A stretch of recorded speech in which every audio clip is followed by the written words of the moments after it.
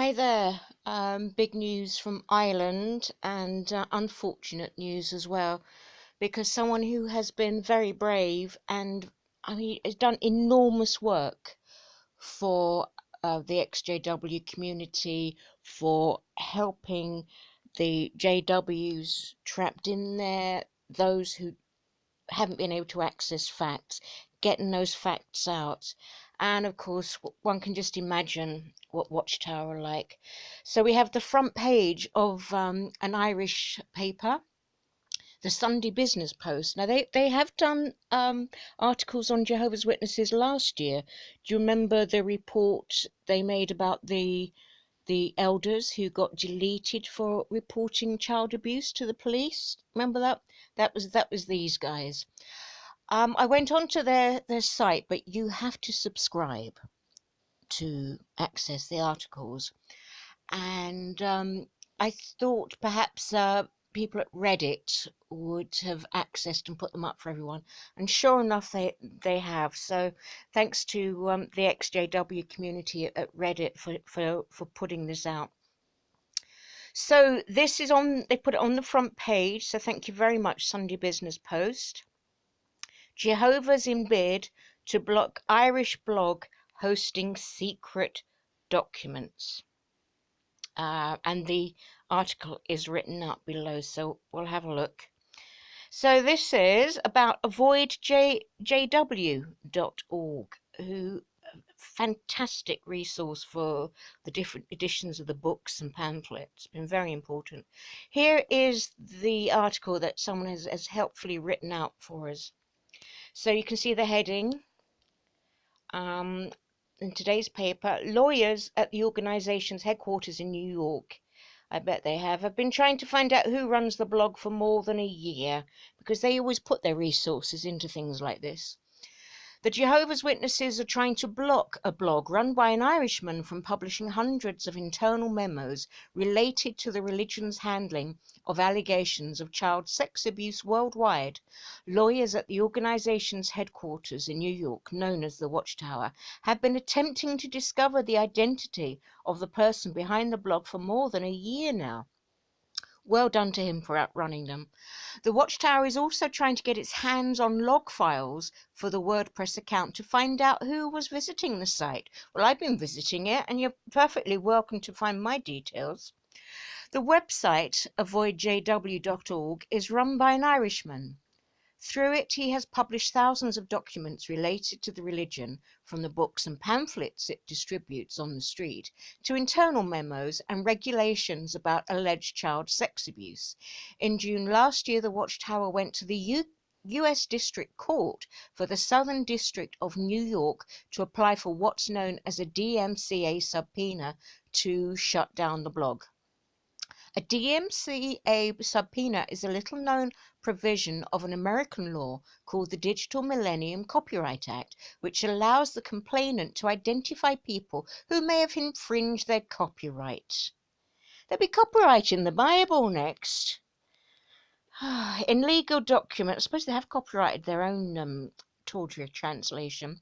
In legal documents submitted to the court in New York, which the Sunday Business Post has seen, the Watchtower sought the subpoena to force search engine Google and web hosting company GoDaddy to provide the Jehovah's Witnesses with customer account contact information for the domain, any related email accounts, and log files for the WordPress account. The documents show that the organization was attempting to identify the real people behind a number of usernames. You wait till you hear these new usernames. Love it. Including Celia McCaviage, Tom Durbridge, Jehovah McGeddon, good one, Frank Moulton, Ken Floodin, Eamon Lowe, Rosemark Media, Bart Lutreyes, Dork Benedict, Lorcan Clark, Watchtower 1900s, and wait for it, Stephen Lett. All of the names are pseudonyms of an Irish man who has since moved the hosting to an offshore location to avoid the shutdown. Good for him. The Jehovah's Witnesses religion, known for its strict interpretation of the Bible and for its evangelical proselytizing, has come under increasing scrutiny worldwide over how it handles abuse allegations, as has been reported in the Sunday Business Post in recent months. The religion has been criticised by statutory inquiries in Britain and Australia and sued in US courts over abuse cases and broader, of course, than just the US courts. So thank you very much, guys, for putting that up. Really sorry to hear that this blogger and this guy is doing such great work. I say guy, could be a lady. I do apologise.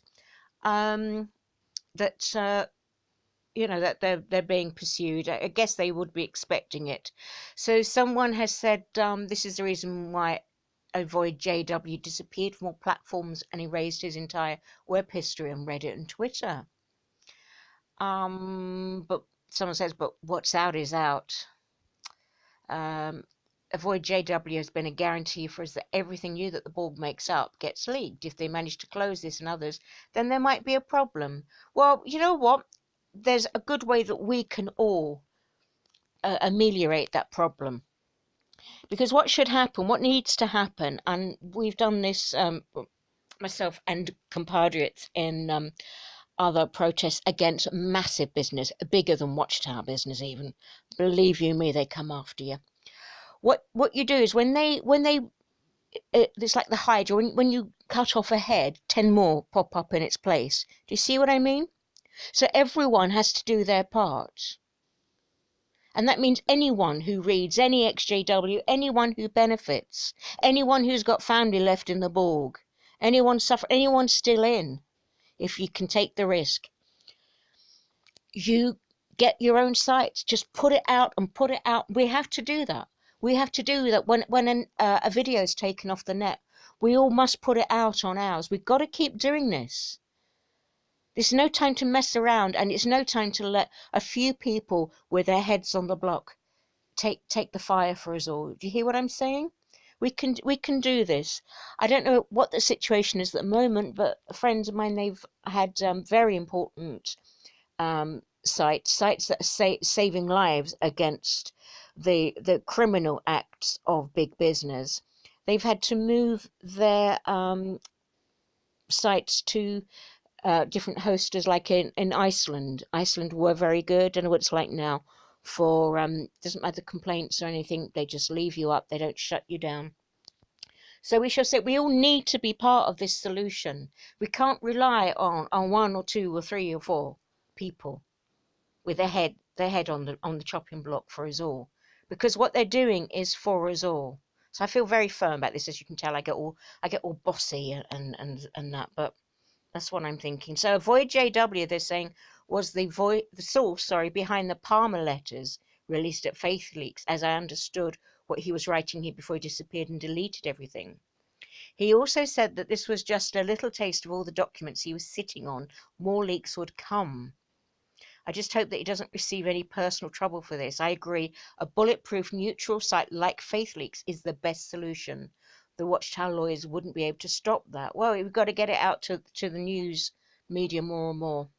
And someone says about reducing personal risk. Very important. And someone very, very good Armageddon Outer here has written, makes me sick that they'd spend a year trying to search for the blogger, but Jeffrey Jackson couldn't even be bothered to spend a few minutes to read a few documents to be familiar with a case at the Australian Royal Commission into child sexual abuse. Of course not. Of course not. Because that's not where their priorities are. We know that. And again, it would strip it back. If people are going, oh, it's persecuting the J-dubs. No, it's not. Because why would they want to shut down something that's a lie? Why would they? If it's a lie, it can be proven as such. It's only the truth that they want to shut down. The truth. You're evil. You top guys, you are evil.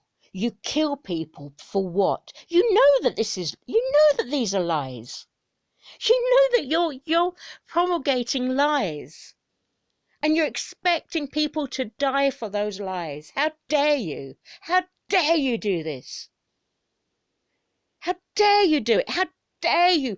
You kill children from you remove them from their families, their loving families, and you kill parents and take them away from their loving families, or you disfellowship them and take them away from their loving families, and then you're so ashamed of it you even lie about it in your online publications.